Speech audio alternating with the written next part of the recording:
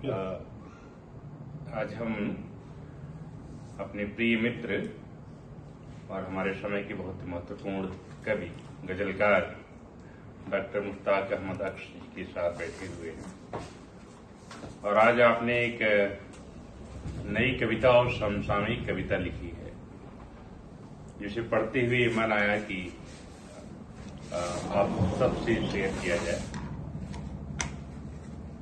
कविता है कि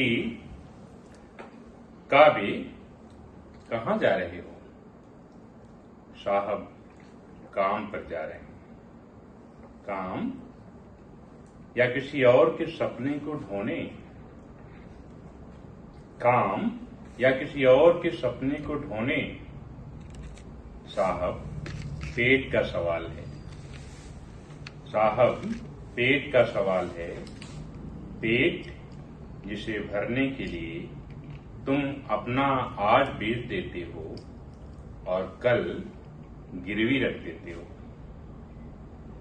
कितनी मजदूरी मिलती है?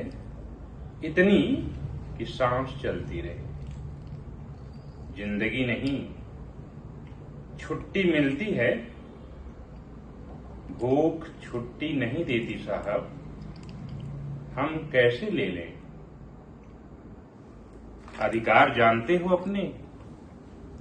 किताबों में पढ़ा था साहब, जमीन पर कभी देखा नहीं। संविधान का नाम सुना है? सुना है साहब, पर उसकी आवाज हमारी बस्ती तक नहीं आती।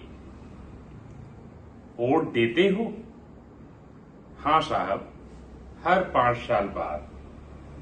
हमारी उंगली की स्याही हमारी हथेलियों के छाले नहीं मिटाती।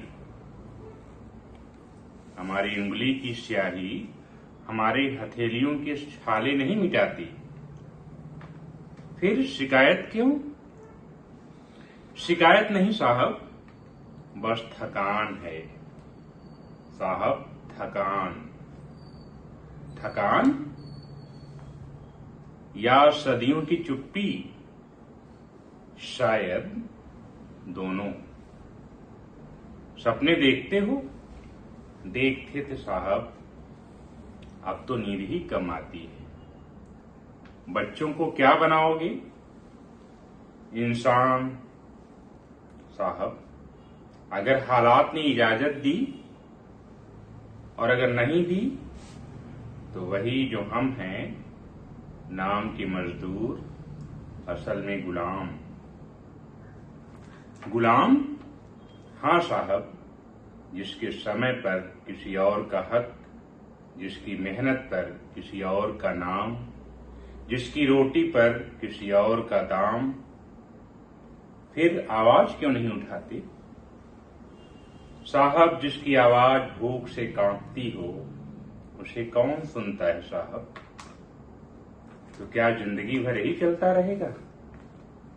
नहीं साहब, जिस दिन मजदूर अपने पसीने की कीमत पूछेगा, जिस दिन किसान अपनी मिट्टी का हिसाब मांगेगा, जिस दिन रोटी बनाने वाला भूखा सोने से इनकार करेगा, जिस दिन डर की जंजीरें हिम्मत से टूटेंगी, उस दिन कोई किसी से नहीं पूछेगा काबे कहाँ जा रहे हो? उस दिन जवाब होगा, हम अपना हक लेने जा रहे। और याद रखना साहब, गुलाम पैदा नहीं होते, उन्हें बनाया जाता है। जिस दिन वे यह बात समझ जाएंगे, उसी दिन तख्त बदलेंगे, ताज बदलेंगे। कानून नहीं, उसे लागू करने वाले इरादे बदलेंगे। क्योंकि मजदूर के हाथ सिर्फ ईंट नहीं उठाते, वे चाहें तो इतिहास भी दोहराते हैं।